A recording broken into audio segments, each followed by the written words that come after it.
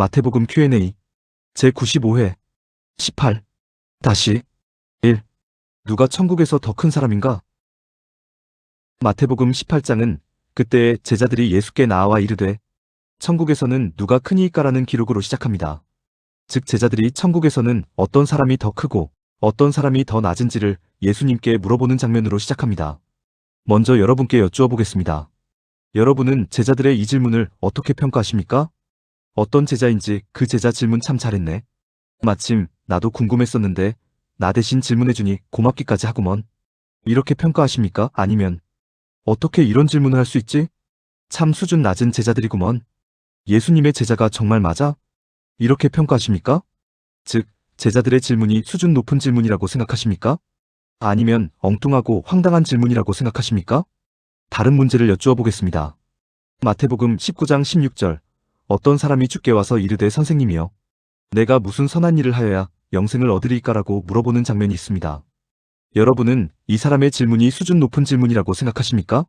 아니면 엉뚱하고 황당한 질문이라고 생각하십니까? 하나만 더 여쭈어 보겠습니다. 7형제가 있었는데 마지가 장가들었다가 상속자 없이 죽는 바람에 그 아내가 둘째, 셋째, 7째까지의 아내가 되었다가 죽었습니다. 즉 7형제가 한 여자를 모두 아내로 취했던 것입니다. 그럼 부활 때의 이 여자는 7형제 중에 누구의 아내가 되겠습니까? 물론 이 질문은 제가 드리는 질문이 아닙니다. 이 질문은 마태복음 22장에 있는 질문으로 예수님을 향한 사두개인들의 질문입니다. 제가 드리는 질문은 여러분은 사두개인들의 이 질문이 여러분의 궁금증을 해소해주는 수준 높은 질문으로 평가하시냐 아니면 엉뚱하고 황당한 질문이라고 평가하시냐는 것입니다. 전자입니까? 후자입니까? 제가 지금 세 가지 질문이 수준 높은 질문인지 엉뚱하고 황당한 질문인지를 여쭈어 보았습니다.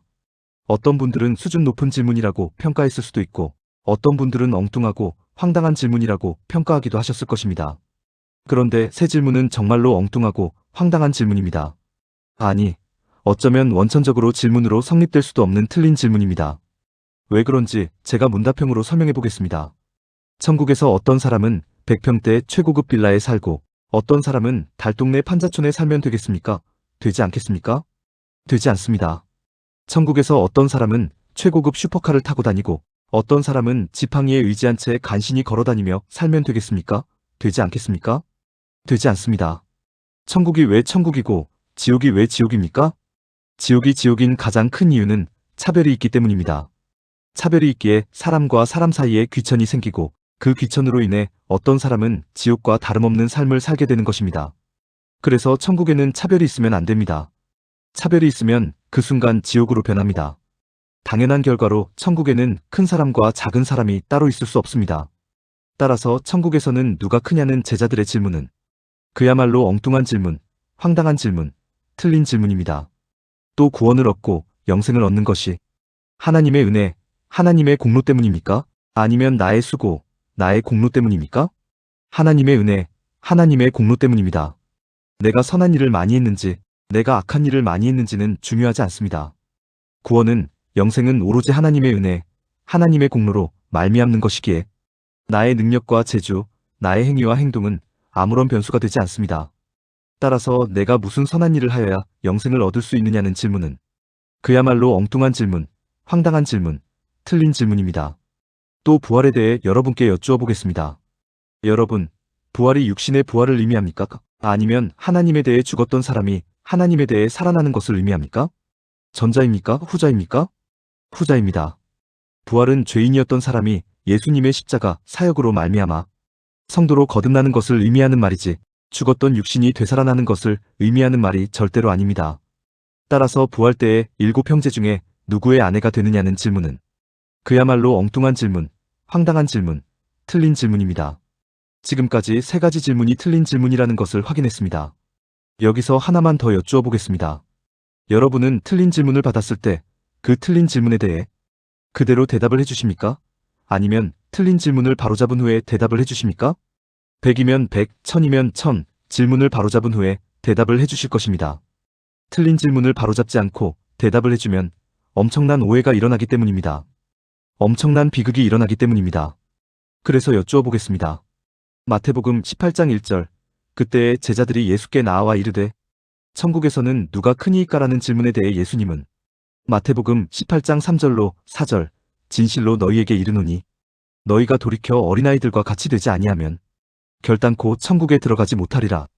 그러므로 누구든지 이 어린아이와 같이 자기를 낮추는 사람이 천국에서 큰 자니라라고 대답하십니다. 예수님의 이 대답이 제자들의 틀린 질문에 대한 바른 대답이겠습니까? 아니면 제자들의 틀린 질문을 바로잡아주는 대답이겠습니까? 전자이겠습니까? 후자이겠습니까? 정답은 후자입니다. 즉 진짜로 어린아이 같아야 천국 갈 수 있다는 말씀이 아니고 진짜로 자기를 낮추는 자가 천국에서 큰 자라는 말씀이 아니라는 뜻입니다. 이 말씀은 제자들의 그릇된 생각을 바로잡아주는 말씀이지 자체로 정답에 해당하는 말씀이 아닙니다. 그런데 예수님의 이 말씀을 정답이라고 받아들이는 경우가 아주 많습니다. 그래서 심지어 이런 설교를 하기도 합니다. 여러분, 우리는 자기를 낮추는 사람이 되어야 합니다. 즉, 겸손한 자세로 살아야 합니다. 예수님도 말씀하셨습니다. 어린아이들과 같이 되지 아니하면 결코 천국에 들어가지 못한다고 하였고 천국에서도 자기를 낮추어야만 큰 자라고 말씀하셨습니다. 여러분, 천국의 비밀이 여기 있습니다. 어린아이처럼 사십시오. 겸손하십시오. 순진무구하십시오. 그러면 예수님께서 여러분을 천국의 길로 인도해 주실 것입니다. 천국에서도 더 큰 자가 되어 고급 빌라에서 슈퍼카를 타시며 살 수 있습니다. 이런 설교를 하곤 합니다. 예수님께서 이런 설교를 들으셨다면 정말로 가슴을 치며 통곡하셨을 것입니다. 그렇다면 예수님의 대답은 어떤 의미의 대답일까요? 우선 3절을 살펴보겠습니다. 예수님은 진실로 너희에게 이르노니 너희가 돌이켜 어린아이들과 같이 되지 아니하면 결단코 천국에 들어가지 못하리라라고 말씀하셨습니다. 제자들의 질문은 천국에서 누가 크냐는 것이었는데 예수님은 어떻게 해야 천국에 들어갈 수 있는지에 대해 먼저 말씀하십니다. 예수님께서 이렇게 말씀하시는 이유가 무엇입니까? 너희들은 천국에서 누가 큰지를 다투고 있지만 사실 너희들은 누가 천국에 들어가는지, 어떻게 천국에 들어가는지 그 방법도 모르고 있다고 말씀하시는 것입니다. 그러면서 어린아이 같아야 천국에 들어갈 수 있다고 방법을 알려주십니다. 그러나 이것이 방법이 아니라는 것을 명심하셔야 합니다. 예수님께서 천국에 들어가는 방법을 알려주시는 것처럼 표현은 되어 있으나 절대로 방법이 아니라는 것을 명심하셔야 합니다. 기독교는 사람에게 방법을 알려주는 종교가 아닙니다.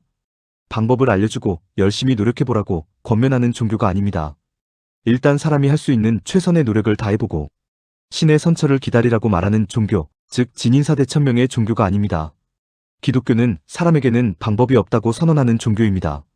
죄인인 사람은 자신이 죄에게 사로잡혀 있다는 것조차 인식할 수 없기에 사람에게는 아무런 방법이 없고 오직 하나님의 은혜로만 구원받을 수 있다고 선포하는 종교입니다. 예수님은 어린아이들과 같이 되어야만 천국에 들어갈 수 있다고 말씀하셨습니다. 이 말씀은 실제로 어린아이들과 같이 되어야만 천국에 들어갈 수 있다는 말씀이 아니라 사람은 절대로 어린아이들과 같이 될 수 없기에 사람의 방법으로는 천국에 들어갈 수 있는 길이 없다는 뜻입니다. 따라서 천국에 들어가기 위해 어린아이처럼 되라고 설교하거나 그 설교를 들은 사람이 어린아이처럼 되려고 시도한다면 그것은 정말 웃기는 코미디가 아닐 수 없습니다. 어린아이들의 특징이 무엇입니까? 어린아이들의 특징은 무능력입니다. 어린아이들의 특징은 무기력입니다. 어린아이들의 특징은 무대책입니다. 어린아이들의 특징은 스스로 할 수 있는 게 하나도 없는 것입니다. 그래서 어린아이에게는 능력 많고 기력 세고 대책 있는 어른이 필요합니다.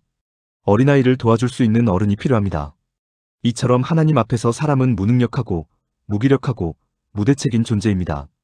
하지만 어린아이들에게 부모가 있고 그 부모가 어린아이들을 대신하여 모든 것을 다 이루어주는 것처럼 사람들에게는 하나님이 계시고 그 하나님이 모든 것을 다 하여 주십니다. 예수님은 지금 이 말씀을 하고 계시는 것입니다. 즉 어린아이 같아야 천국 갈 수 있는 게 아니라 오직 하나님의 은혜로만 천국 갈 수 있다고 예수님은 말씀하시는 것입니다.